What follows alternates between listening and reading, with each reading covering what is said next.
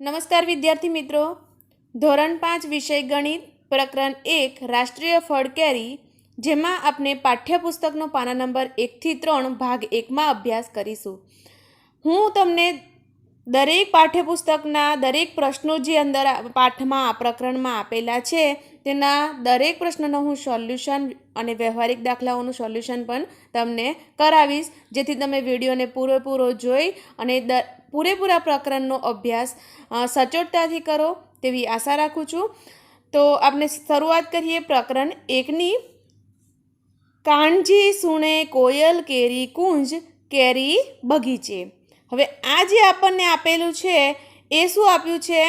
તો તમને હાઈકુ આપેલું છે. શું આપેલું છે? હાઈકુ.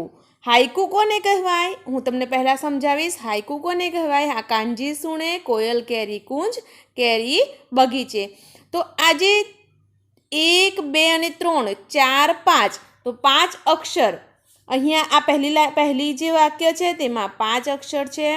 ત્યાર પછી કોયલ કેરી કુંજ, જેમાં 3 અને 2, 5, 6 ને 7 અક્ષર આપેલા છે.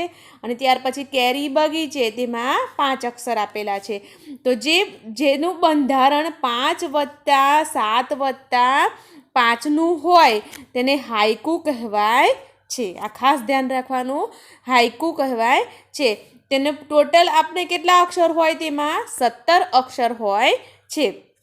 તો આવી 3 પંક્તિઓની રચનાને શું કહેવાય છે? હાઈકુ કહે છે. ત્યાર પછી બીજું હાઈકુ પણ આપણને આપેલું છે. મીઠી સુગંધી છું સોરઠની કેરી, હું છું કેસર. તો તમે આમાં પણ જુઓ, અહીંયા પણ 5, 7 અને 5 આ પ્રમાણે આપણને અહીંયા અક્ષરો આપેલા છે. બરાબર.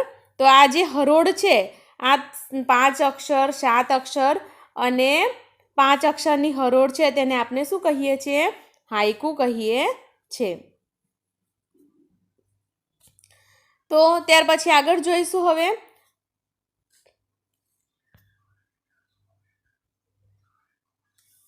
તમે કેરી વિશેની કોઈ કવિતા કે વાર્તા જાણો છો? અહીં કેરીના કેટલાક ચિત્રો બાળકોએ બનાવ્યા છે. અહીંયા કેરી છે તેના ઘણા ચિત્રો બાળકોએ બનાવ્યા છે.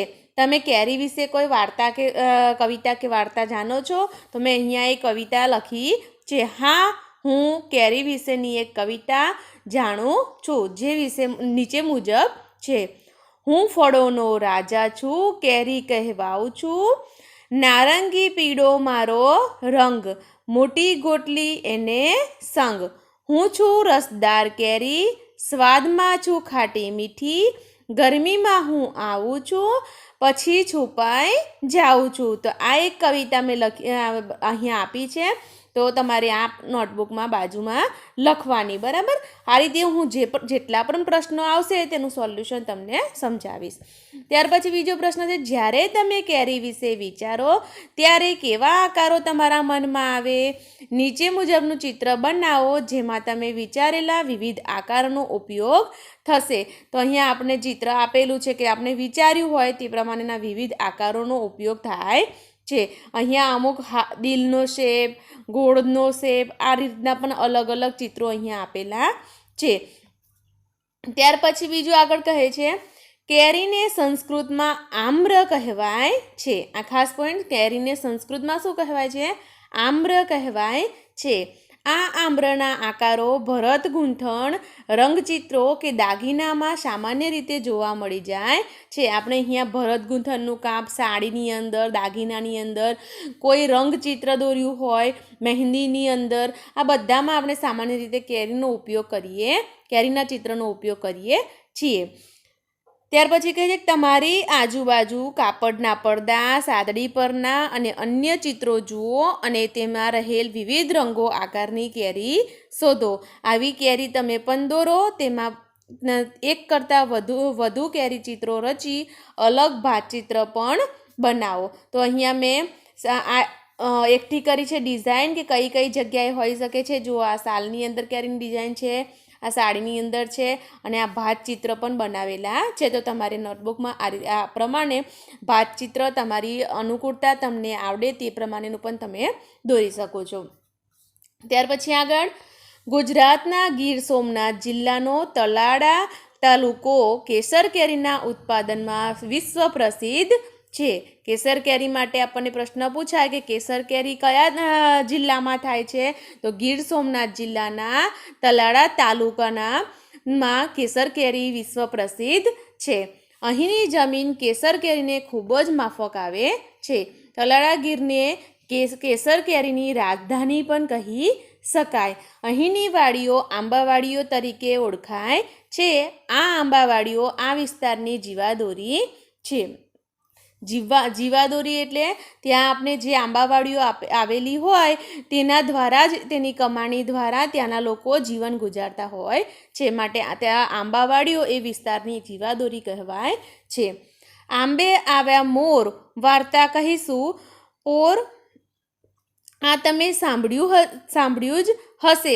વસંત ઋતુમાં આંબા પર સૌપ્રથમ મોર ફૂલ આવે છે, ત્યાર પછી તે આંબા પર કેરી આવે છે. કેરીને આંબા પરથી ઉતારી ઢગલો કરવામાં આવે છે. આ ઢગલામાંથી ગુણવત્તા મુજબ કેરીઓને બોક્સમાં પેક કરી આ વિસ્તારના માર્કેટયાર્ડમાં મોકલવામાં આવે છે. તો આ જે કેરી જ્યાં મોર આવે છે ત્યાંથી બોક્સમાં પેક કરીને માર્કેટયાર્ડ સુધીમાં કઈ રીતે મોકલવામાં આવે છે તે બતાવ્યું છે. આગળ જોઈશું તો એક બોક્સમાં 18 નંગ કેરી હોય તેવા તમારા વર્ગના વિદ્યાર્થીઓની સંખ્યા જેટલા બોક્સ લાવવામાં આવે. તમામ બાળકો તેને ખોલી એ કેરીનો એક ઢગલો કરે તો કુલ કેટલી કેરીનો ઢગલો થાય? તેમાંથી 10 કેરીની એક એવી કેટલી ઢગલી થાય? તો વિદ્યાર્થી મિત્રો અહીંયા શું કહ્યું છે, તો એક બોક્સમાં 18 નંગ કેરી છે, બરાબર. એક બોક્સમાં 18 નંગ કેરી હોય તેવા તમારા વર્ગના વિદ્યાર્થીની સંખ્યા, તો આપણે જાણીએ છીએ કે આપણા વર્ગમાં કેટલા વિદ્યાર્થીઓ છે, 22 વિદ્યાર્થીઓ છે. તો 22 વિદ્યાર્થીઓની સંખ્યા જેટલા બોક્સ લાવવામાં આવે, એટલે 22 બોક્સ લાવવામાં આવે તો તમામ બાળકો તેને ખોલીને ઢગલો કરે. બધા જ બાળકો જોડે જે એક એક કેરીની પેટી છે તે અહીંયા એક ઢગલો કરે તો કુલ કેટલી કેરીનો ઢગલો થાય?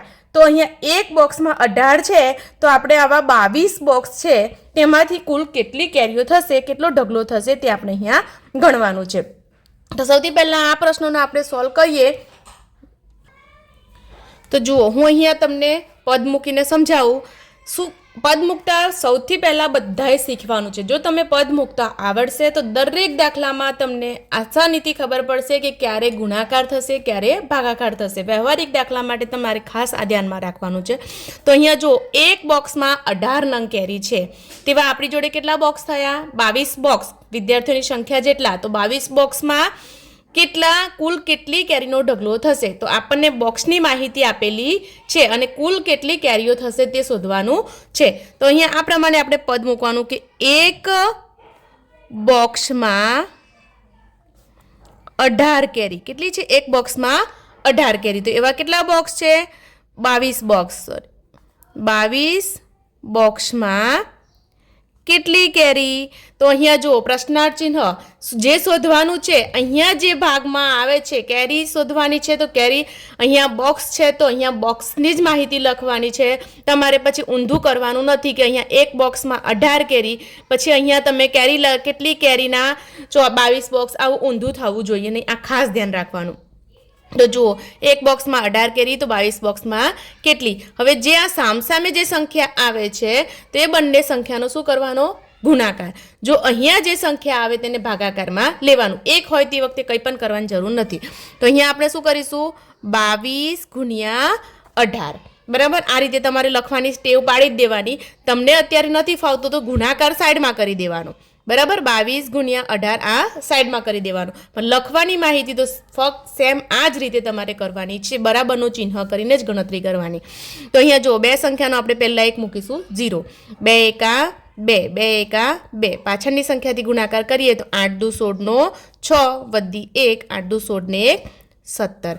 આ બંનેનો સરવાળો કરીશું. 6 વત્તા 0 6, 7 ને 2 9 અને 2 ને 1 3. તો 396 કેરી નો કુલ ઢગલો થશે. આ બંનેનો ગુણાકાર કર્યો તો કેટલી થઈ? 396 કેરી થઈ. જે ક્લાસના બધા જ બાળકોએ ઢગલો કર્યો, બધા પોતપોતાની જોડે જે કેરીની પેટી હતી તેનાથી, તો 396 કેરી થઈ. હવે આગળ પ્રશ્ન છે, તેમાંથી 10 કેરીની એવી કેટલી ઢગલી થાય? તો અહીંયા આપણને 396નો મોટો ઢગલો થઈ ગયો છે. હવે આપણે એમાંથી 10-10 કેરીની ઢગલીઓ કરવાની છે. તો કેટલી ઢગલીઓ થશે તે આપણે શોધવાનું છે. તો હવે આ જ રીતે પદ મૂકવાનું, કેટલી ઢગલી થાય એ શોધવાનું છે. તો ઢગલી પ્રશ્નાર્થ ચિહ્ન બાજુ તો આપણે કેટલા કેરીની એક ઢગલી કરવાની છે? 10 કેરીની એક ઢગલી. તો 396 કેરીની કેટલી ઢગલી? બરાબર. તો આ પ્રમાણે તમારે પદ મૂકી દેવાનું. તો જો મેં તમને આમાં શું શીખવાડ્યું? સામસામે હોય તેનો ગુણાકાર. તો 396 એકલા શું થશે? 396 થશે. 396 એકા 396, એકને લખવાની જરૂર નથી. અહીંયા જે સંખ્યા હોય તેને ભાગાકારમાં મૂકવાના. તો આપણે ભાગ્યા શું લખીશું? 10. બરાબર. તો અહીંયા ભાગાકારમાં થશે 10. હવે તમે અત્યારે પોઈન્ટવાળા દાખલા શીખ્યા નથી એટલે તમને ખબર પડશે નહીં. તો તમને પહેલાં ભાગાકાર કરીને સમજાવું, પછી તમને પોઈન્ટ કટ કરતા સમજાવું. તો 396 ભાગ્યા શું કરીશું? 10. આ ભાગાકાર 10 વડે ભાગાકાર કરવાનો છે 396. તો 10 3 30. 10 4 40 વધી જશે એટલે 10 3 30. બાદબાકી કરો તો 9માંથી 0 જશે તો 9. 3માંથી 3 જાય તો 0. ઉપરથી ઉતાર્યા 6. 10 9 90.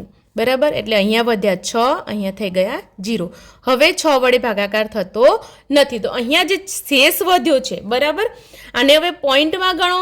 અત્યારે તમારે પોઈન્ટમાં ગણવાનું નથી એટલે આપણે પોઈન્ટમાં ગણવાનું નથી. નહીંતર અહીંયા 396 ભાગ્યા 10 એટલે અહીંયા શું થશે? તો જો આ ભાગ ના ચાલેનો પોઈન્ટ કરી 0 ઉતારો એટલે 10 6 60 થઈ જાય. બરાબર. પણ આપણે એવું કરવાનું નથી. અહીંયા જો આ પોઈન્ટ કટ કરો એટલે 39.4. જેટલે નીચે એક શૂન્ય છે તો પાછળ એક સંખ્યા આગળ પોઈન્ટ કટ કરી દેવાનો. જો અહીંયા 2 શૂન્ય છે તો 3.96 આવે. બરાબર. અત્યારે હાલ તમારે આ વસ્તુ સમજવા કરવાની નથી. આપણે આના ઉપર જોઈએ. તો 396 ભાગ્યા 10 કર્યા. અહીંયા નીચે શું વધ્યું છે? શેષ 6. તો આપણો જવાબ શું આવશે? તો 39 ઢગલી થશે.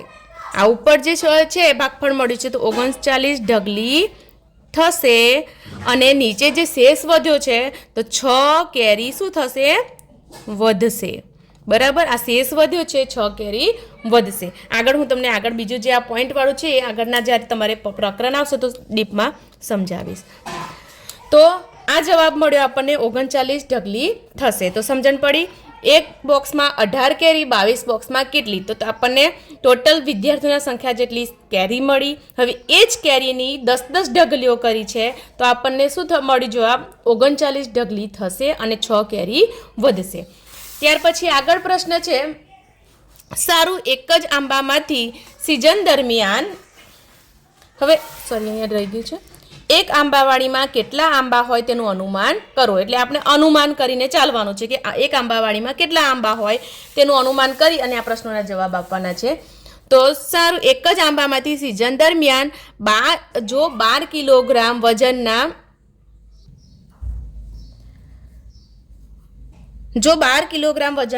18 બોક્સ ભરાય તેટલી કેરી ખેડૂત ઉતારે છે તો આંબાવાડીમાંથી આ સિઝનમાં ખેડૂતે કેટલા કિલોગ્રામ અને કેટલા બોક્સ કેરી ઉતારી હશે તેનો અંદાજ પણ લગાવો. તો અહીંયા આપણે આ પ્રશ્નનો સોલ્વ કરીશું. આ 2 લાઇનમાં જે છે તે અંદાજ લગાવવાનો છે. તો આપણે આંબામાંથી સિઝન દરમિયાન 12 કિલોગ્રામ વજનના 18 બોક્સ ભરાય છે તેટલી કેરી ઉતરે છે. 12 કિલોગ્રામ વજનના 18 બોક્સ ભરાય તેટલી કેરી ઉતરે છે. હવે એક આંબામાંથી તો આપણે અંદાજ લઈએ કે ચલો અંદાજિત આપણે આંબાવાડીમાં 20 આંબા છે. બરાબર. તેના આધારિત આપણે દાખલાની ગણતરી કરીએ કે આંબાવાડીમાં 20 આંબા છે. આંબાવાડીમાં ધારો કે 20 આંબા છે. હવે એક જ આંબામાંથી સિઝન દરમિયાન 12 કિલોગ્રામના વજનના 18 બોક્સ ભરાય તેટલી કેરી ઉતરે છે. બરાબર. તો અહીંયા 12 કિલોગ્રામ વજનના 18 બોક્સ ભરાય તેટલી કેરી છે. તો આપણે અહીંયા એક આંબામાંથી કેટલા બોક્સ ભરાય છે તેનું પહેલાં આપણે ગણતરી કરી દઈએ. તો અહીંયા આપણે પદ મૂકીશું કે એક આંબામાંથી 18 બોક્સ ભરાય છે.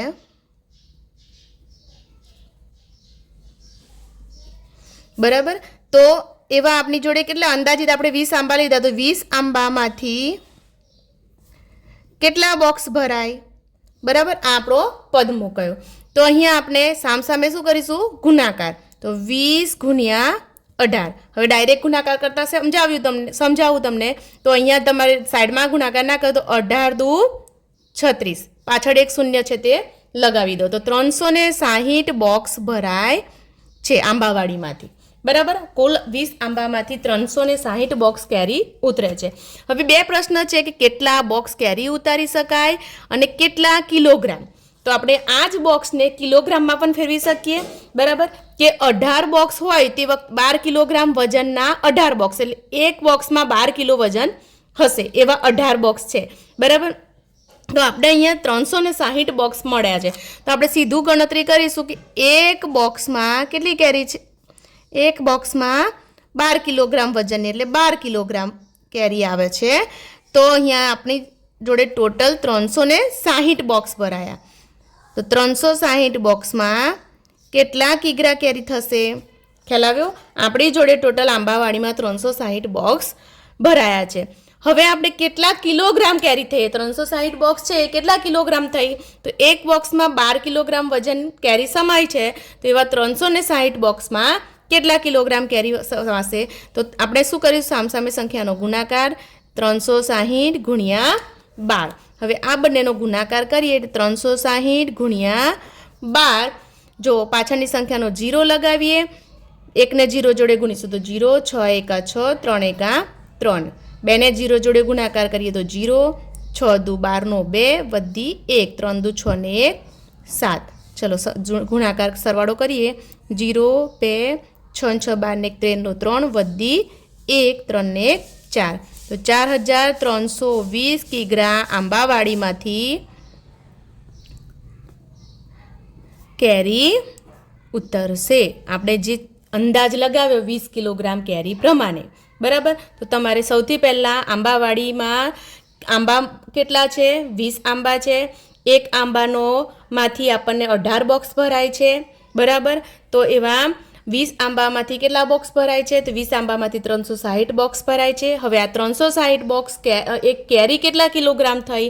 તો એક બોક્સમાં 12 કિલોગ્રામ કેરી સમાય છે. તો 360 બોક્સમાં કેટલા કિલોગ્રામ? તો 4320 કિલોગ્રામ આંબાવાડીમાં કેરી ઉતરશે. તો આટલે સુધી આપણે હવે અત્યારે અભ્યાસ કર્યો. આગળનો પાઠ્યપુસ્તકનો અભ્યાસ આપણે આગળના વિડીયોમાં કરીશું. આભાર.